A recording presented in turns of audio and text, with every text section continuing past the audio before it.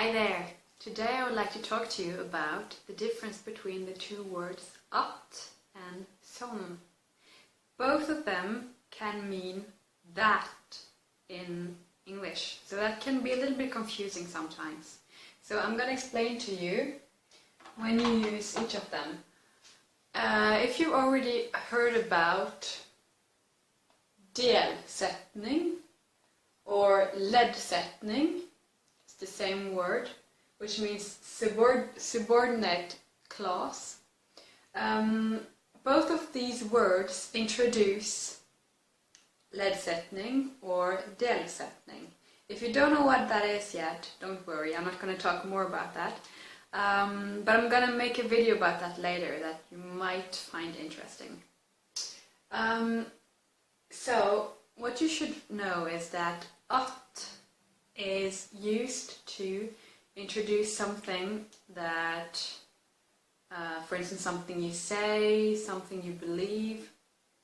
Jeg sier at det er fint.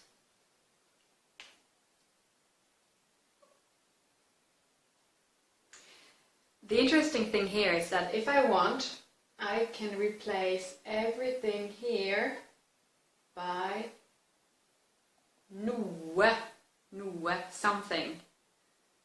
I say something. Jeg sier noe. Another example. Det er viktig at du spiser. Det er viktig at du spiser. It is important that you eat.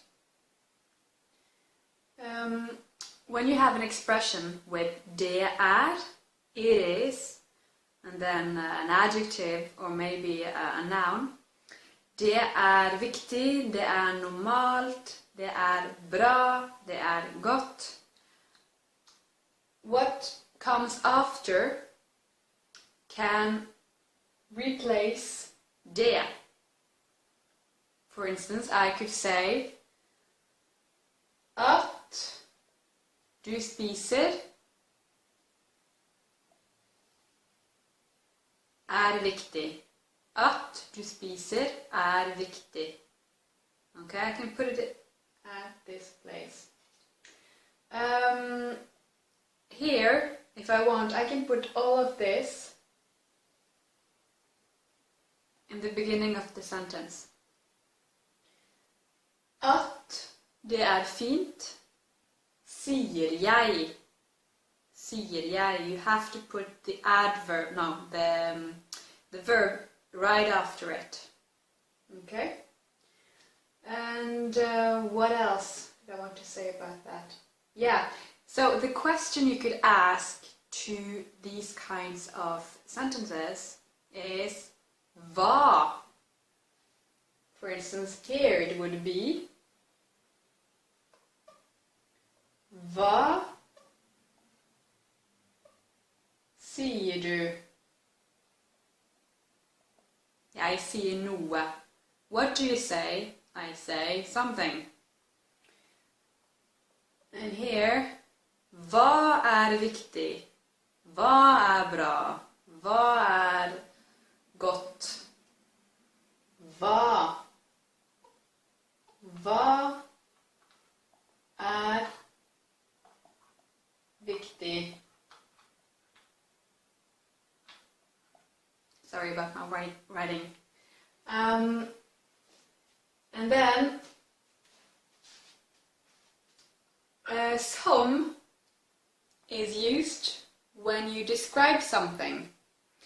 For instance, if you describe, you just want to add some additional information about something, or you want to precise what you're talking about, which object, okay? Imagine you have 10 different cars in front of you, and you want to say, I like the red one. I like the one that is red. Jeg liker bilen som er rød. Not the green one, not the blue one, the red one.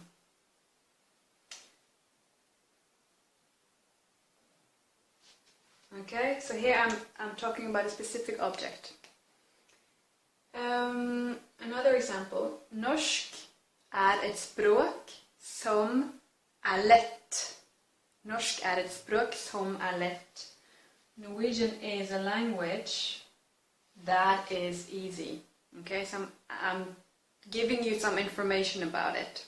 Okay, I'm adding some information about it. So to these two questions, no, these two sentences, the question I could ask is vilken? Which one? Vilken bil? Which car are you talking about? The other one is hvordan? How? Hvordan norsk? How is Norwegian? Can you tell me a little bit about it? Give me some more information. So, third example, this time, some means who. Okay, in Norwegian there is no distinction between who and that. Both of them are translated with some. Det gutten som snill. It's the boy who's nice. Okay, it's the boy who's nice. This can have two different meanings. Either I'm asking who is nice, the boy or the girl. Then I would emphasize gutten. Det gutten som snill, ikke jenta. It's the boy who's nice, not the girl. Or, which boy are you talking about? Who are you talking about? I'm talking about the boy who is nice. I'm talking about the nice boy, not the mean one or the... yeah. Okay, so the question here would be hvem. Okay, either hvem snill,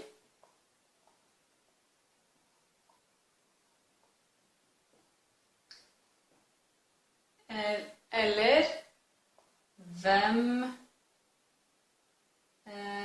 snakker du om? Who are you talking about? Could also say hvilken gutt, which boy. Okay. Then it would be as here, hvilken bil, which car, hvilken gutt, which boy. Another example that I'm adding because with this example I actually don't have to put some if I don't want to. Det jenta som jeg liker. Det jenta som jeg liker. It's the girl that I like, or the girl who I like. No, the girl that I like.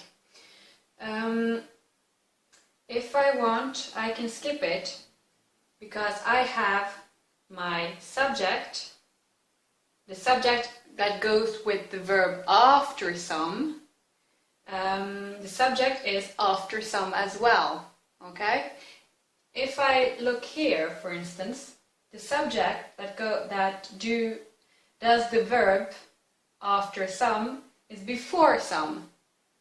So here I have to keep some. I can't just take it away. But here, the subject is after, so I can skip some. I can say, det jenta jeg liker. Men I have to say, jeg liker bilen som rød. What is really normal as well is to skip at.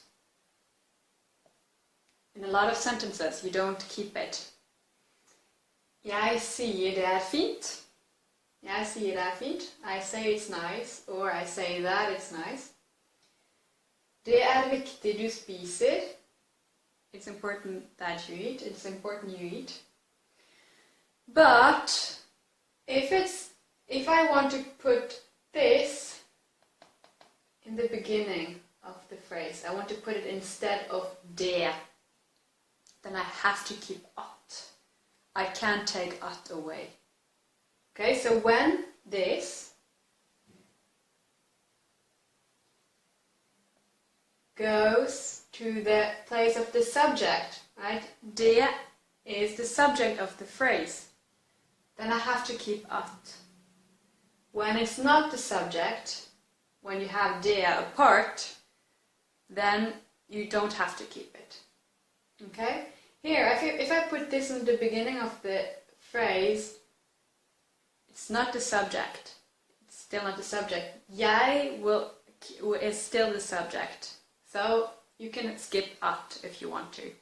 Another thing that is quite important is that if you want to move this part of the sentence to the other side, you can't just do like with at. You take at plus the word, everything that's after. You have to keep the object that you are describing. Of course, the car that is red, I like. Bilen som rød, liker jeg. Okay? It's not very common to do that kind of modification, but you can do it if you want to. I hope this video was useful. If you liked it, please show it by liking it. And if you have any questions or comments, leave them in the comment field below. Vi snakkes!